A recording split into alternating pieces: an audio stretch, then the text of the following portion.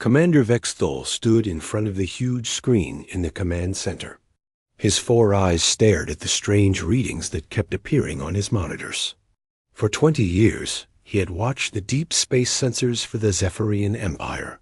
He had seen asteroids, dead planets, and broken ships floating in the dark. But he had never seen anything like this. The readings showed massive objects moving through space at the edge of the galaxy. They were big, very big. Each one was the size of a small moon. The computer said there were at least 50 of them, maybe more. They moved in perfect formation, like they were controlled by one mind. "Sir, the readings are getting stronger," said his assistant, a young Zephyrian named Kexmal. "Whatever these things are, they are moving toward us." Vexthol felt his stomach turn cold. The Zephyrian Empire was the most powerful force in the galaxy. Their ships could destroy entire planets. Their soldiers had conquered 1,000 worlds. But these mysterious objects made him feel afraid. "Run a deep scan," he ordered. "I want to know everything about these things. Size, speed, energy output, everything." The computers worked for several minutes. When the results appeared on the screen, Vexthol could not believe what he was seeing. The objects were not just big. They were ancient. The carbon dating showed they were over 50,000 years old. That was older than any civilization in the galaxy. It was older than the Zephyrian Empire. It was older than the Krex Federation. It was older than any species that had ever reached the stars. "This cannot be right," Vexthol said. "Check the readings again." Kexmal ran the scan 3 more times. Each time, the results were the same. These objects had been floating in space since before any known civilization existed. But they were not dead hulks. They were moving with purpose. They had working engines. They had active energy signatures. "Sir, I think these might be ships," Kexmal said quietly. "Ships?" Vexthol laughed, but it was not a happy sound. "What? Species could build ships that lasted 50,000 years? What species was advanced enough to travel the galaxy before we even existed?" On the other side of the galaxy, Dr. Elena Rodriguez sat in her small office on Research Station Kepler-7. She was a human, one of the newest species to join the galactic community. Humans had only been traveling between stars for about 100 years. Most of the older species looked down on them as young and weak. Elena studied old things. She was an expert on ancient civilizations and lost technologies. She spent her days looking at broken pieces of metal and stone, trying to understand how people lived long ago. It was not exciting work, but she loved solving puzzles from the past. Her computer beeped with an incoming message. It was from Dr. Jake Morrison, her research partner who worked on Earth's moon. Jake studied human history, especially the very old parts that most people had forgotten. "Elena, you need to see this," Jake's voice said through the speaker. "I found something incredible in the lunar ruins." Elena had heard about the lunar ruins. They were ancient human settlements found deep under the moon's surface. Most scientists thought they were maybe 5,000 years old, but Jake's message sounded urgent. "What did you find?" Elena asked. Jake's face appeared on her screen. He looked excited and worried at the same time. "I found artwork, Elena, paintings, and carvings that show spaceships, but not like our ships. These are different, bigger, more advanced. And the dating results just came back. These paintings are 50,000 years old." Elena felt her heart start beating faster. "That's impossible, Jake. Humans were barely using stone tools 50,000 years ago. We didn't even have writing." "That's what I thought too," Jake said. "But look at this." He held up a piece of stone with strange markings carved into it. The markings showed long, sleek ships with sharp angles and smooth curves. They looked nothing like modern human ships or alien ships. "Where did these come from?" Elena asked.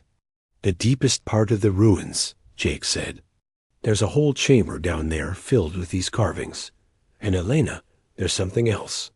The paintings show humans wearing strange uniforms. Military uniforms, like they were soldiers or space marines." Elena stared at the image on her screen. The ships and the carvings looked powerful and advanced. They looked like they were built for war. But how could humans have built such things 50,000 years ago? Her computer beeped again. This time, it was an emergency alert from the Galactic Defense Force. Elena opened the message and read it quickly. Her blood turned cold. The message talked about mysterious objects detected at the edge of the galaxy. Ancient objects. Objects that were moving toward inhabited systems. The description matched exactly what Jake had shown her in the ancient paintings. "Jake, are you still there?" Elena said, double quotes, "Yes, what's wrong?" "You look like you've seen a ghost." "I think I have," Elena said slowly. "Jake, I think those ships in your paintings are real. And I think they're coming back." Meanwhile, Captain Lisa Hayes stood on the bridge of the Terran Federation ship, Endeavor. She was one of the highest-ranking humans in the Galactic Defense Force. It had taken her 15 years to earn the respect of the alien officers who still saw humans as newcomers. Her communications officer, a human named Paul Chun, turned to face her. "Captain, we're getting emergency orders from headquarters. Priority 1. Lisa took the message tablet and read it carefully. The orders were simple but terrifying. Unknown vessels had been detected approaching from deep space. The vessels were ancient and powerful. All available ships were to investigate immediately. "How many ships are we talking about?" Lisa asked. "The reports say at least 50, Captain. Maybe more. They're huge. Each one is bigger than anything we've ever built." Lisa felt a chill run down her spine. The largest human ships could carry 1,000 crew members. If these mysterious vessels were bigger than that, they could carry entire armies. "Set course for the coordinates," she ordered.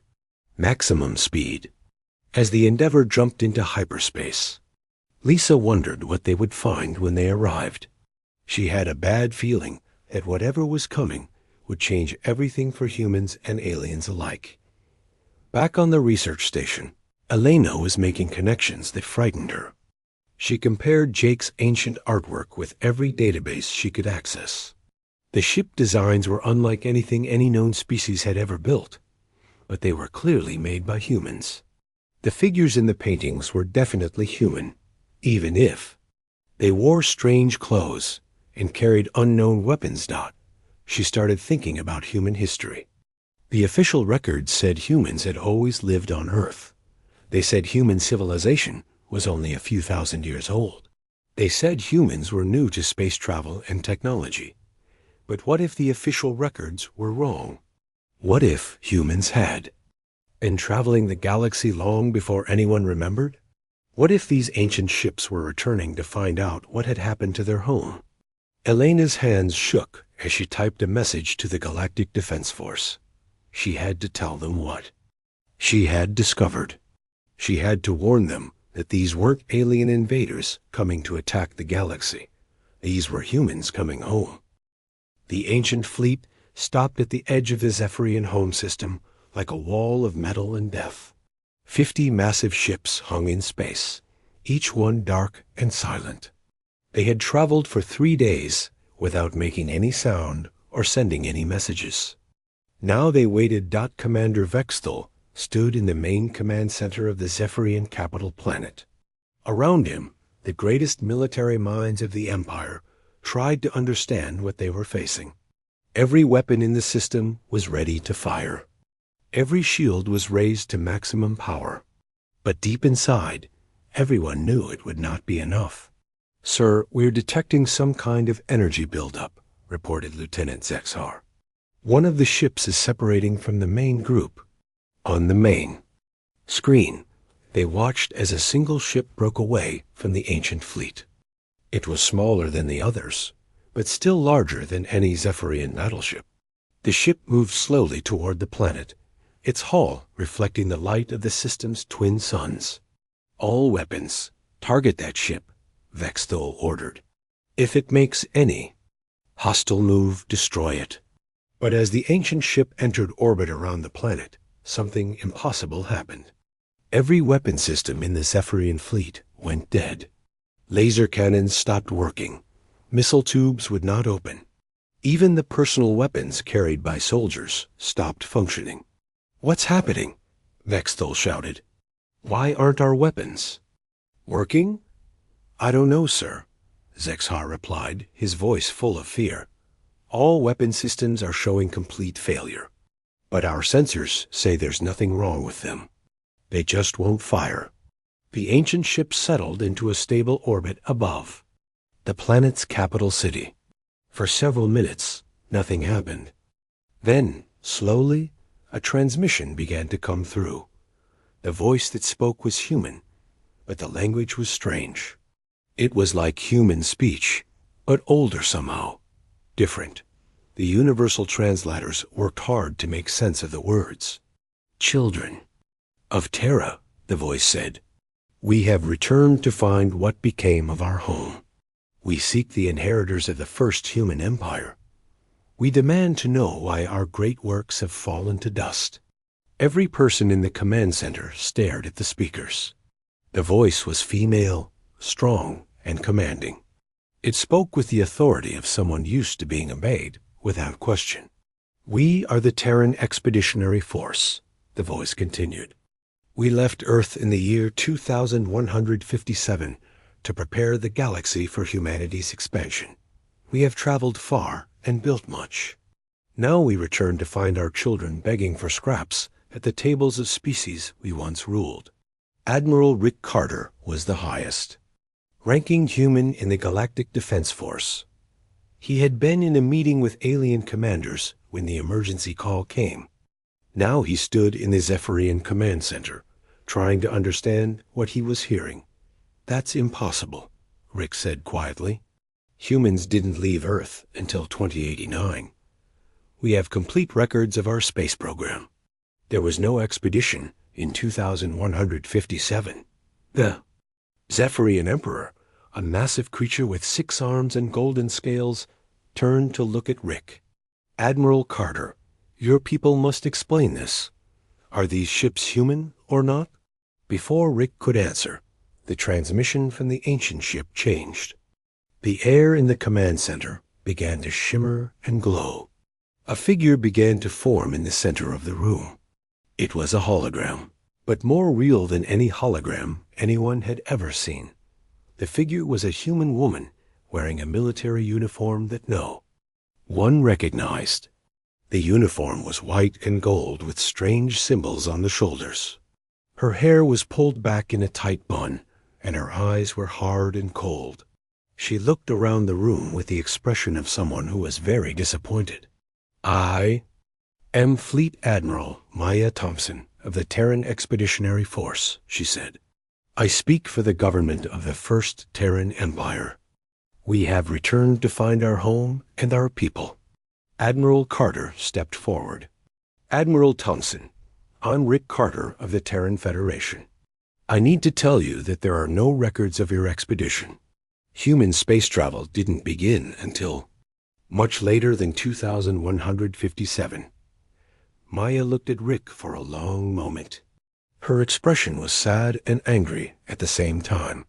"Of course there are no records," she said. "We have been gone for 50,000 years. When we left, Earth was dying. We were sent to establish colonies and prepare for the survival of our species. We expected to return to find a great human civilization spread across the galaxy."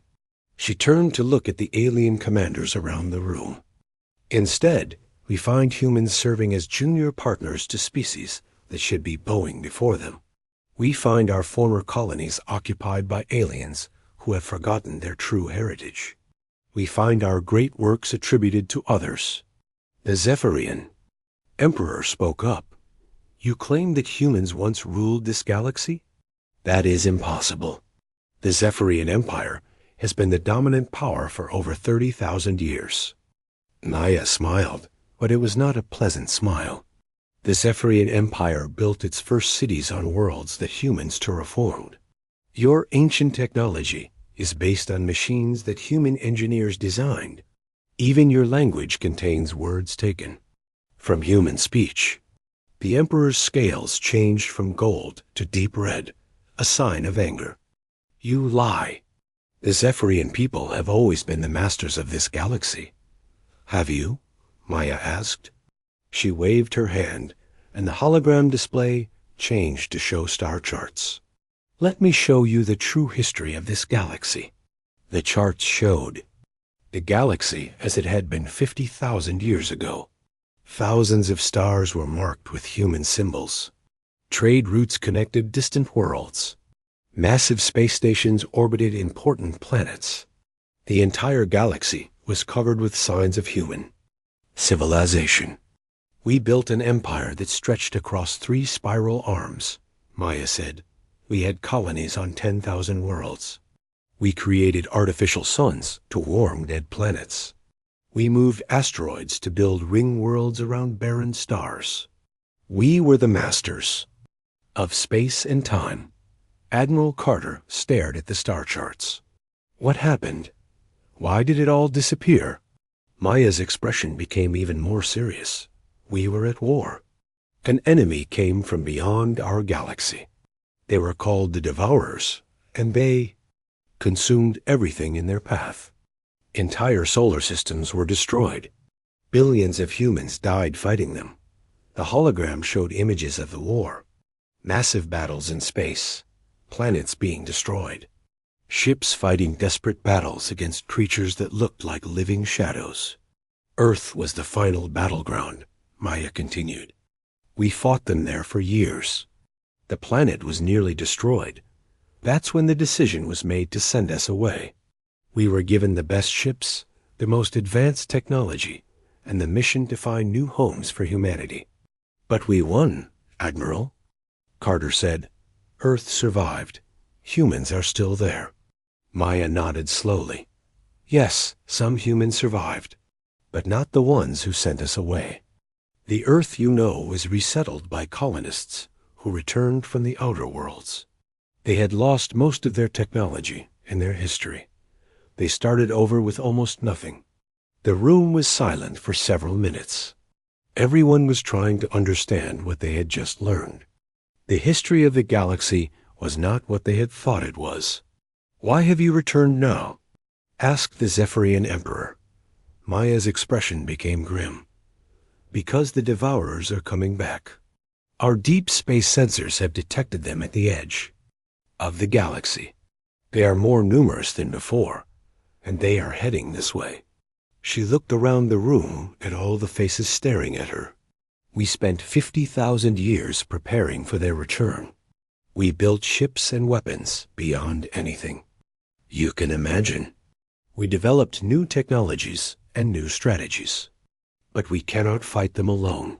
What do you want from us? Admiral Carter asked. Maya turned to face him directly. We want our children to remember who they are. We want the galaxy to understand its true history. And we want everyone to prepare for the war that is coming. The hologram began to fade. We will give you time to think about what you have learned. But know this, the Devourers will not wait for you to decide. They are coming whether you are ready or not. As the hologram disappeared, the weapon systems throughout the Zephyrian fleet suddenly came back online. The ancient ship in orbit began to move away from the planet, returning to the main fleet. Admiral Carter looked around the command center. Every face showed the same expression of shock and fear. The galaxy had just learned that everything they thought they knew about history was wrong. And somewhere in the darkness between galaxies, an ancient enemy was moving toward them. Dr. Elena Rodriguez had never been inside a ship like this before. The ancient human vessel was massive beyond anything she had imagined. The walls were made of a metal that seemed to glow with its own light. The corridors were wide enough for 10 people to walk side by side, and they stretched on for what seemed like miles. "This way, Dr. Rodriguez," said the guide who was leading her through the ship. The guide looked human, but something about him was different. His eyes were too bright, and he moved with perfect balance, like he was not affected by gravity. "Admiral, Thompson is waiting for you in the data archives." Elena followed the guide through corridor after corridor. She passed rooms filled with technology she could not understand. She saw machines that hummed with power, screens that showed star charts of impossible complexity, and weapons that looked like they could destroy planets. "How long have you been on this ship?" Elena asked the guide. "I was born on this ship," he replied. "My family has served the expeditionary force for 800 generations. We have been traveling between the stars since before your Earth learned to make fire." Elena felt dizzy. 800 generations meant the people on these ships had been in space for thousands of years. They had lived their entire lives preparing. For this moment, they finally reached a huge room filled with computers and data storage devices. The machines were unlike anything Elena had ever seen. They seemed to be made of crystal and light rather than metal and plastic. Admiral Thompson stood in the center of the room, studying information on a dozen screens at once. "Dr. Rodriguez," the Admiral said without turning around. "Thank you for coming. I understand you are an expert on ancient human history." "I try to be," Elena said. "But I have to admit, everything I thought I knew seems to be wrong." "Admiral." Thompson turned to face her. Up close, Elena could see that she was older than she had first appeared. There were lines around her eyes that spoke of years of worry and responsibility. But there was also a strength in her that Elena had never seen in another person. "Your knowledge is not wrong," the Admiral said. "It is simply incomplete. Come, let me show you the true history of humanity." The Admiral waved her hand, and the screens around the room came to life. They showed images of Earth as it had been 50,000 years ago. But it was not the Earth that Elena knew from her studies. This Earth had cities that reached into the clouds. Ships moved between floating platforms in the sky. The oceans were filled with underwater colonies that glowed like jewels. This was humanity's first golden age, Admiral Thompson explained. We had learned to control matter and energy. We had defeated disease and aging.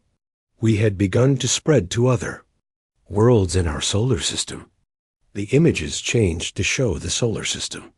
Mars was covered with green forests and blue oceans. The moon had cities built into its craters. Space stations orbited every planet, mining resources and conducting research. We thought we were alone. In the universe, the Admiral continued, we had sent signals into space for hundreds of years and heard nothing back. We believed that humans were the only intelligent life in the galaxy. What changed? Elena asked. The screens showed new images. Dark shapes moving between the stars. Ships that looked like they were made of shadow and nightmare. And wherever these ships went, planets died. Stars went dark. Entire solar systems vanished from the sky. The devourers came from beyond our galaxy, Admiral Thompson said. They moved from star to star, consuming everything in their path. They did not want to conquer us or enslave us. They wanted to eat us, to consume our matter and energy to fuel their own existence. Elena watched in horror as the images showed the war that followed. Human ships fought desperate battles against enemies that seemed impossible to defeat.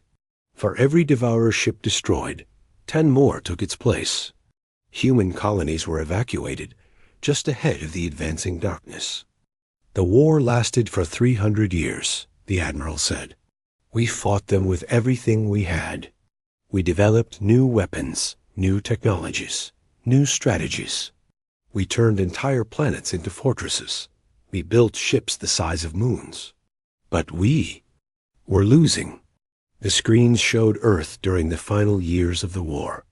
The beautiful cities were gone, replaced by military bases and weapon factories. The sky was dark with smoke from burning forests. The oceans boiled with the heat from orbital bombardments. That's when the great decision was made, Admiral Thompson continued. Earth's leaders knew that the planet could not hold out much longer. So they gathered the best and brightest of humanity. They gave us the most advanced ships and technology. And they sent us away. Away where? Elena asked. Everywhere, the Admiral replied. We were sent to every corner of the galaxy. Some went to establish colonies on distant worlds. Others went to build hidden bases and research stations. Still others went beyond the galaxy itself to search for allies or new homes among the stars. The screens showed the great exodus, thousands of ships leaving Earth, spreading out in all directions. Elena saw the ships from Jake's ancient artwork among them. They were part of this massive evacuation. My fleet was sent to the Galactic Rim. Admiral Thompson said, Our mission was to explore the furthest reaches of space and prepare defensive positions for humanity's return. We have been traveling for 50,000 years, building our strength and waiting for the day we could come home. Elena felt overwhelmed by what she was learning. But what happened to Earth? How did humans survive? The Admiral's expression became sad. Earth's defenders fought to the last. They held the Devourers back long enough for most of the evacuation. Fleets to escape, but the cost was terrible. The planet was nearly destroyed. Most of human civilization was lost. The screens showed Earth after the war. It was a burned and frozen world, covered in ice and ash. The great cities were ruins.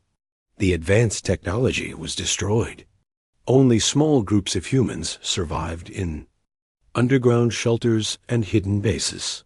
Over thousands of years, some of the colonial fleets returned to Earth, the Admiral explained. But they had lost much of their technology during their travels. They had to start over, rebuilding human civilization from almost nothing. The Earth you know today was settled by these returning colonists. Elena thought about human history as she knew it. The rise of agriculture, the development of writing, the discovery of metals and tools. All of it happening over just a few thousand years instead of millions. So modern humans are not really from Earth originally? She asked. All humans are. From Earth originally, the Admiral said. But the humans who live there now are the descendants of colonists who returned after the Great War. They rebuilt human civilization, but they had forgotten most of their history. Elena looked around at the incredible technology surrounding her. What about the other species in the galaxy? The Zephyrians, the Kreks, all the others? Admiral Thompson smiled grimly. That is the most interesting part of the story. Come, let me show you something that will surprise you. The screens changed to show star charts of the galaxy. Thousands of worlds were marked with different symbols and colors. Elena recognized some of them as the home worlds of the major alien civilizations. This world here, the Admiral said, pointing to a blue star near the galactic center. This is what you call the Zephyrian home world. But 50,000 years ago, it was called New Geneva.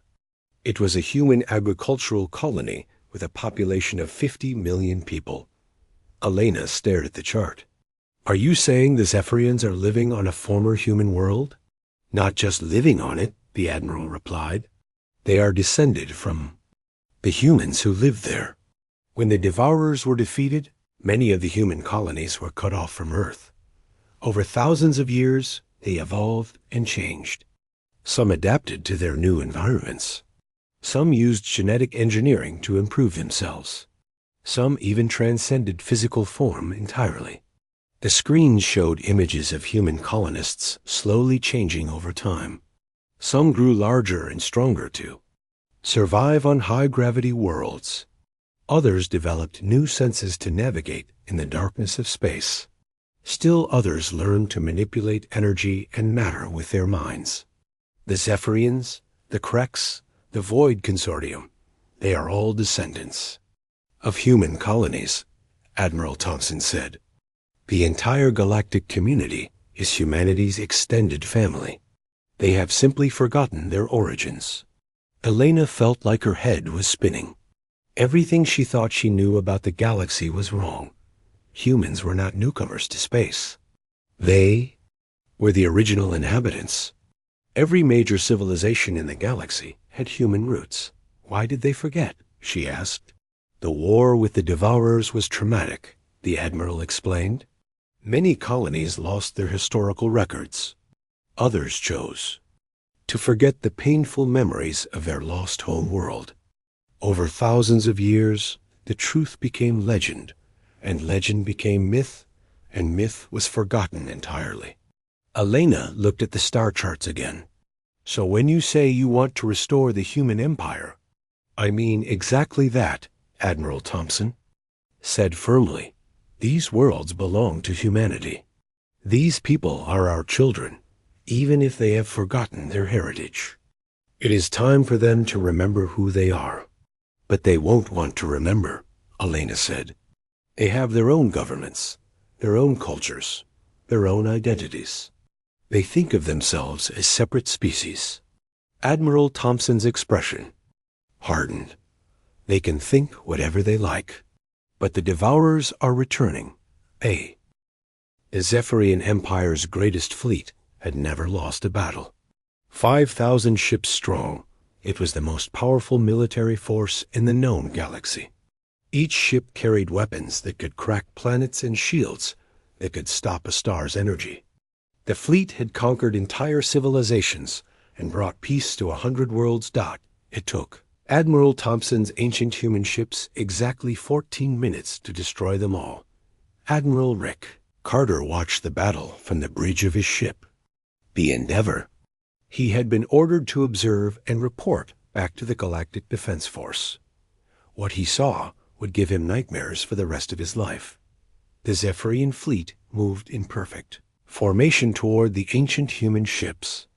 Their admiral, a veteran of 50 campaigns, had planned the attack carefully. They would surround the humans and destroy them with overwhelming firepower. The ancient ships did not move.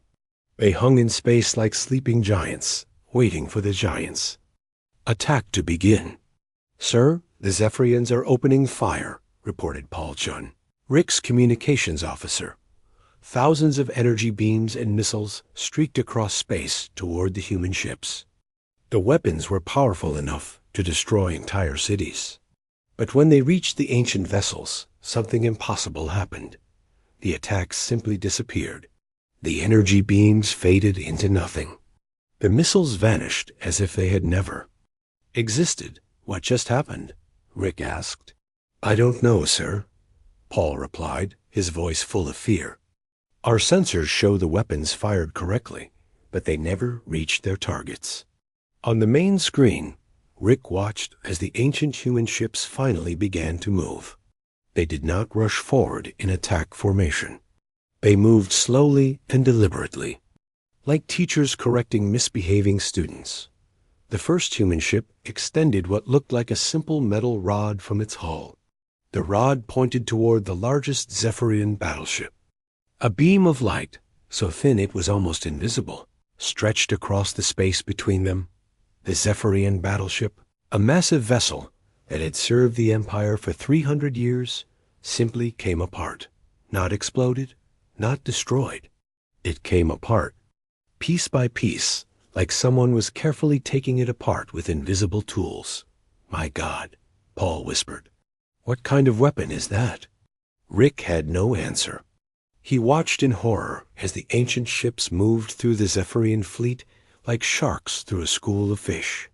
Every ship they touched simply disintegrated. The crews had no time to escape. The weapons had no time to fire back. Within minutes, the greatest fleet in galactic history was nothing but floating debris. Sir, we're receiving a transmission from the human ships, Paul reported. Put it through, Rick said. Admiral Thompson's face appeared on the screen. She looked calm and relaxed, as if she had just finished a training exercise instead of destroying 5,000 ships. "Admiral Carter," she said, "I hope you are paying attention. That demonstration was for your benefit, and the benefit of your alien friends." "You just murdered 50,000 people," Rick said, his voice shaking with anger. "I ended a conflict." "Before it could begin," Thompson replied. "The Zephyrians chose to attack us. We defended ourselves. The fact that our defense was more effective than their attack is not our fault." Rick stared at her. "Effective? You destroyed an entire fleet in minutes." "Yes," Thompson said simply. "And that was us holding back. If we had used our full capabilities, we could have destroyed every ship in this system without leaving our formation. We could have cracked the planet's crust and boiled away its oceans. We chose not to do those things because we want the galaxy to understand, not fear us." "Understand what?" Rick demanded. Thompson's expression became serious. "That the old ways are over. The galaxy has been ruled by weakness and compromise for too long. Species fight each other over scraps, while the real threats gather in the darkness. That ends now." She gestured, and Rick's screen filled with images from across the galaxy. Human ships were appearing at dozens of star systems.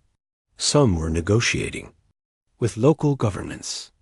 Others were simply taking control of key installations. "We are reclaiming what was always ours," Thompson continued. "Every world in this galaxy was either colonized by humans or made habitable by human technology. Every species here is either descended from human colonists or exists because humans allowed them to exist. That's not how the current inhabitants see it," Rick said. "The current inhabitants are children playing with toys they do not understand," Thompson replied. "They have forgotten their history and their heritage. We are here to remind them." Rick thought about the peaceful coexistence that had existed in the galaxy for thousands of years. Different species working together, sharing knowledge and resources, solving problems through discussion instead of war. "What about the Galactic Council?" he asked. "What about the treaties and agreements that keep the peace?" Thompson laughed, but it was not a pleasant sound. "The Galactic Council is a talking shop for weaklings. They spend years debating while real problems go unsolved. They create treaties that benefit no one and agreements that satisfy everyone by satisfying no one." The screen changed to show more images. Rick saw ancient human technology being activated on worlds across the galaxy. Massive machines that had been buried for thousands of years were coming to life. Space stations that had been considered ancient ruins were suddenly operational. "We left gifts for our children," Thompson explained. "Hidden bases, concealed weapons, sleeping guardians. They are all awakening now, responding to our return." Rick felt a chill of fear. "You've been preparing for this for 50,000 years. We have been preparing for much more than this," Thompson said. "Show him." The screen filled with images from the edge of the galaxy. Rick saw massive shapes moving in the darkness between stars. They were not ships. They were something else. Something alive and hungry and terrifyingly large. "The Devourers are returning," Thompson said. "Our deep space sensors detected them 6 months ago. They are larger than before, more numerous, more dangerous. They will reach the outer rim of the galaxy within 2 years." Rick stared at the images. The creatures were massive beyond description. Each one was the size of a small moon. And there were thousands of them, moving in formations that stretched across entire star systems. "We spent 50,000 years preparing for their return," Thompson continued. "We built weapons that can destroy entire fleets. We developed technologies that can manipulate space and time. We created armies of warriors who have trained for nothing but this war." "Then why are you attacking us?" Rick asked. "If the Devourers are the real enemy, why are you conquering human worlds?" Thompson's expression hardened. "Because this galaxy is weak and divided. Because the current leaders think they can solve every problem with meetings and negotiations. Because when the Devourers arrive, they will find a galaxy that cannot defend itself. She leaned forward, and Rick could see the intensity in her eyes.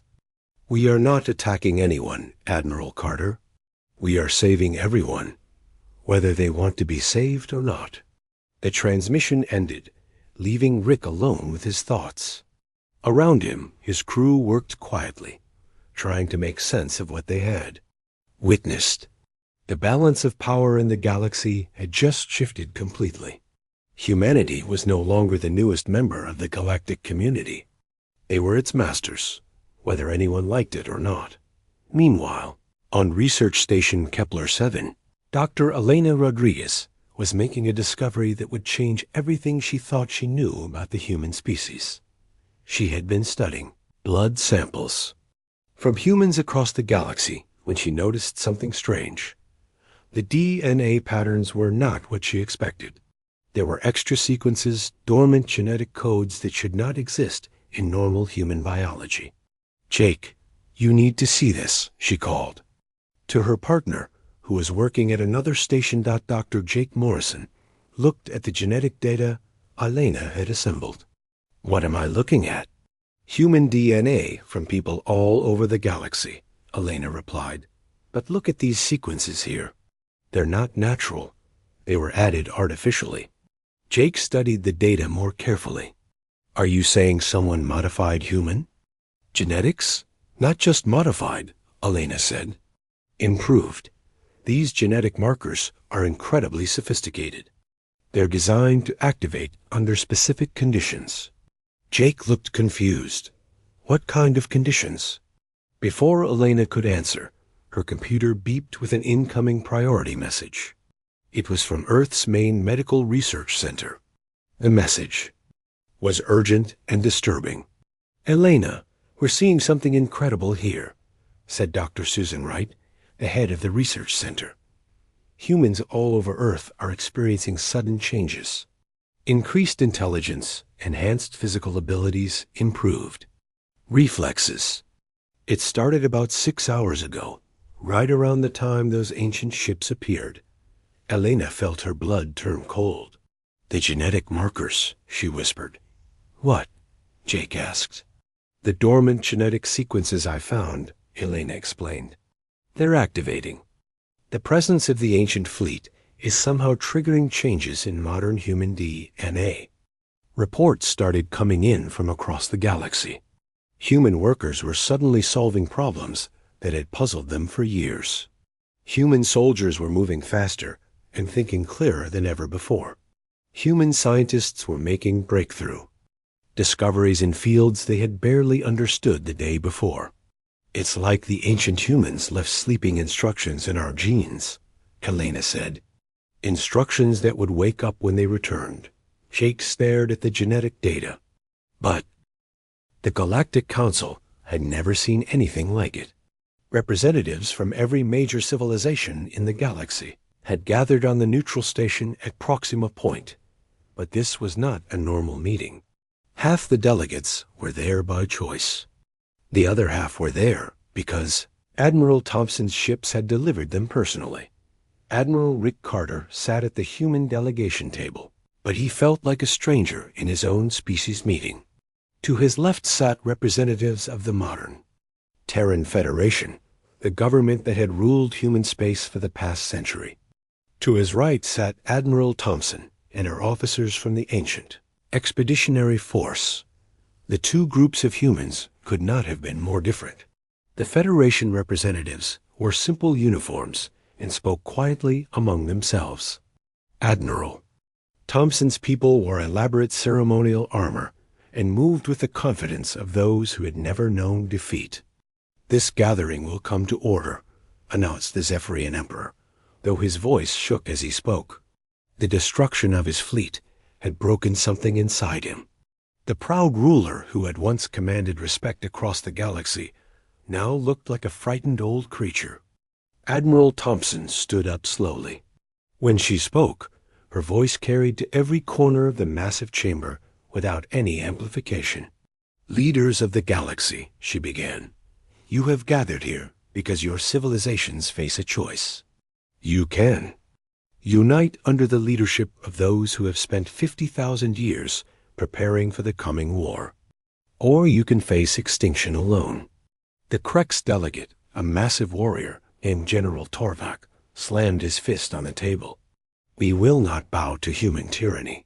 The Krex Federation has never surrendered to anyone. Admiral Thompson looked at him with something that might have been pity. General, your Federation's ships are currently floating dead in space around your home world. Your army's weapons do not function. Your communication networks are under our control. You surrendered 3 days ago. You simply have not admitted it yet. Before Torvak could respond, Captain Lisa Hayes of the Terran Federation stood up. Rick was surprised to see her here. The last he had heard, she was leading evacuation efforts on the Outer Rim. Admiral Thompson, Lisa said, I respect what you and your people have accomplished. But there has to be another way.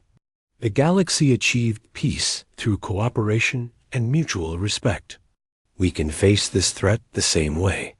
Thompson turned to face Lisa. For a moment, the two human women studied each other. They were separated by 50,000 years of history, but they shared the same determination to protect their species.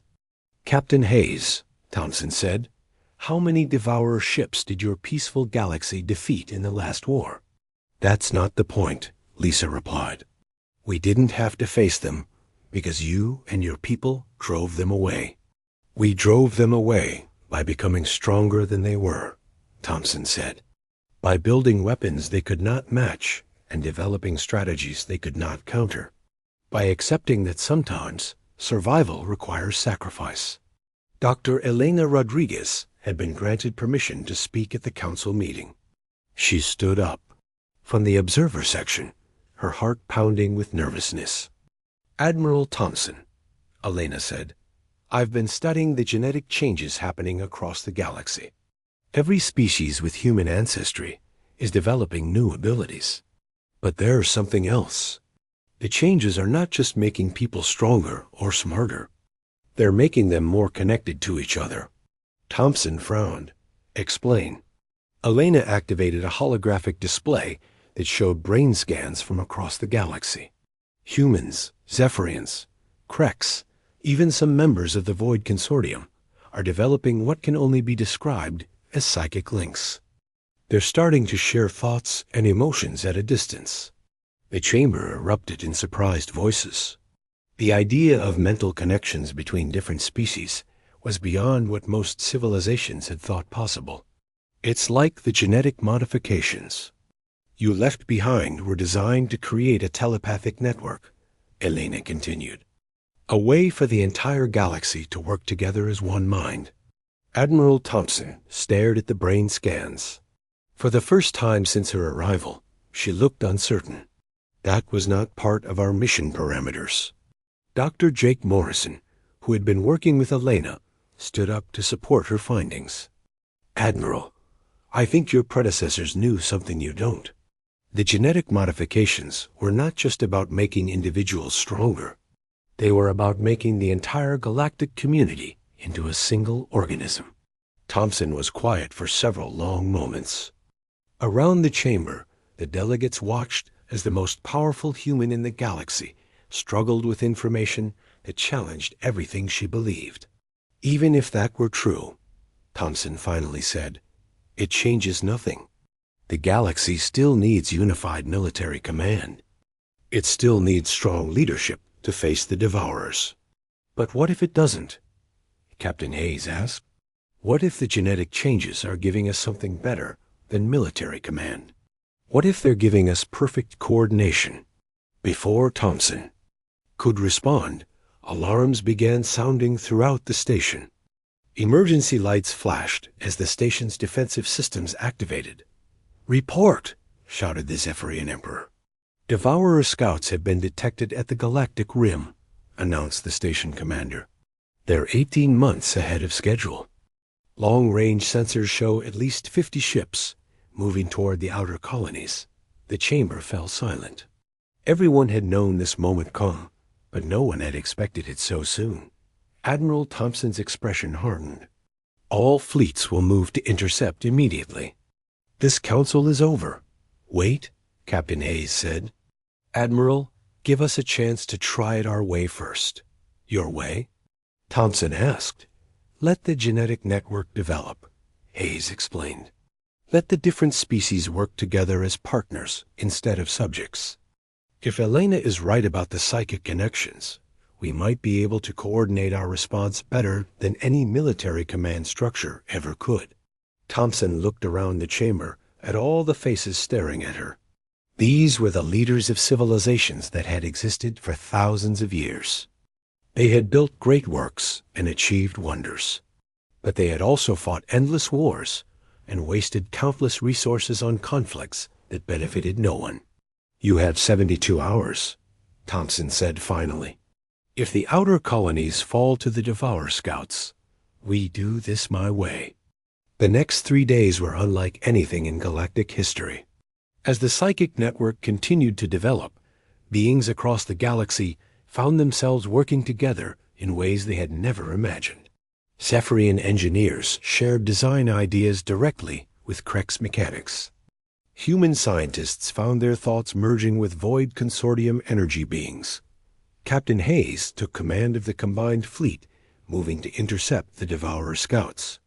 But she was not really commanding in the traditional sense. Instead, she was coordinating. Every ship captain, every gunner, every engineer in the fleet could feel what the others were thinking and planning. Dr. Elena Rodriguez monitored the psychic network from the flagship. What she saw amazed her. The fleet was not moving like a collection of individual ships. It was moving like a single organism with thousands of parts working in perfect harmony. When the fleet encountered the Devourer Scouts near the Andorian system, the battle was unlike anything that had ever been fought. Instead of ships maneuvering against each other, it was like watching a dance. The combined fleet moved with perfect coordination, each ship knowing exactly where every other ship would be at every moment. The Devourers were powerful and ancient, but they had never faced an enemy. They could think and act as one.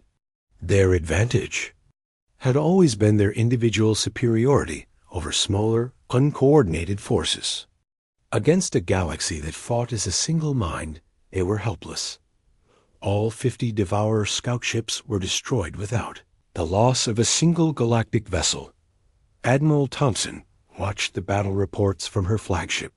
The victory was complete and decisive, but it had been achieved in a way she had never imagined possible. Captain Hayes contacted her after the battle.